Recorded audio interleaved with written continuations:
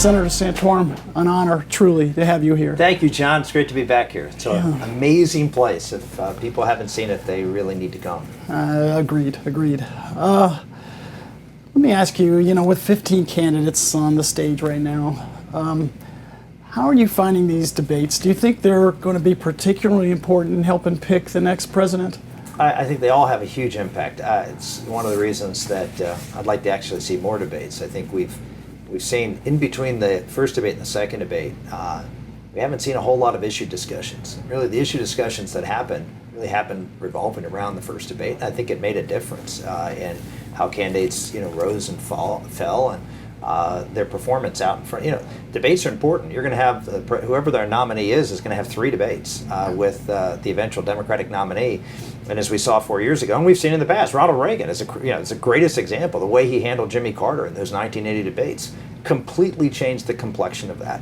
And so having someone who knows what they're doing and can perform well in front of the American public, can project that leadership skill and that ability and confidence that America's looking for, and the ability to shake things up is real important. And so, I think the debate will matter.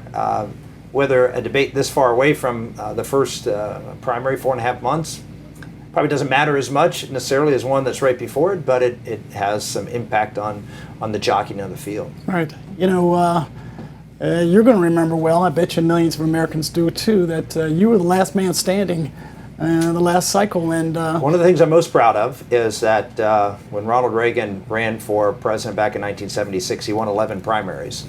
And I won 11 primaries. So it's one of the things. I don't have very many things in common with Ronald Reagan, but that's one. I'll take it. Anything I can have in common with that great man is a real blessing.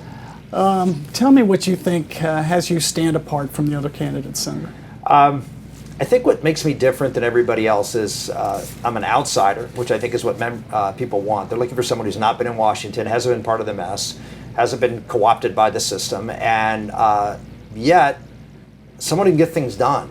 I think there's a lot of attraction right now, a lot of energy right now, and just anger and frustration and saying we want someone to shake things up. And I think there's going to become a moment where, okay, we want somebody to shake things up, but we want someone who has a track record we know we can trust that's going to do that. Yeah. And if you look at the track record, it's pretty darn good. I've been out of Washington for 10 years, but when I was there, we put powerful people in jail. When I was in the House, by exposing a big scandal, put the chairman of the Ways and Means Committee in jail, caused the turnover of the House the first time to Republican power in 40 years. And then we went on and shook up the welfare system with welfare reform, and was able to take big strides on the pro-life front. Again, not an area that we get a lot of victories in Washington, D.C., but when I was there, we had three major victories, which I led the charge on. So if you look on a variety of different fronts, healthcare, health savings accounts was something that I brought to the fore, and now is part of the Republican and conservative solution to problems. Now I introduced the first bill on that. So we've had a big record in Washington in a short period of time. We've been gone for a while. We're ready to go back in there and shake things up again. Senator, when you were in the Senate, you got a remarkable amount accomplished, and people certainly saw you as a conservative, but I think they also saw a guy they felt they could work with on both sides of the aisle. Is that right? Yeah, I mean, look, I always say compromise is not a dirty word. Reagan compromised on a lot of things. Some people look back and say he compromised too much on some things, but most conservatives have a very, very fond opinion of Ronald Reagan, even though he made a lot of deals with Democrats. But you have to in order to get things done. We passed bills on putting sanctions on the Iranian nuclear program.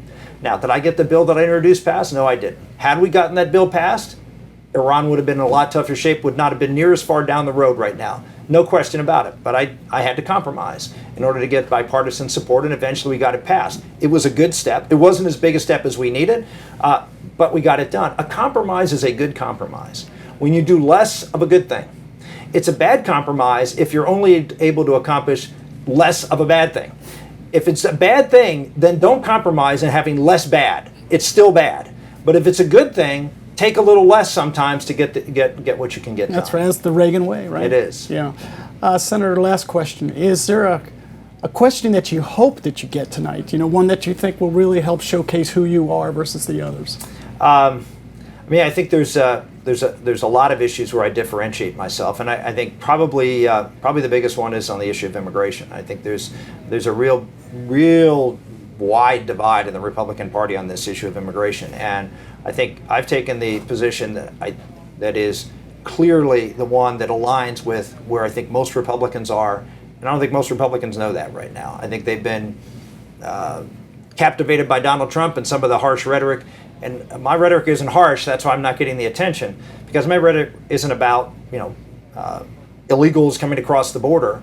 My rhetoric is about what's the impact of all of this immigration on American workers. What's the impact on our economy and our country?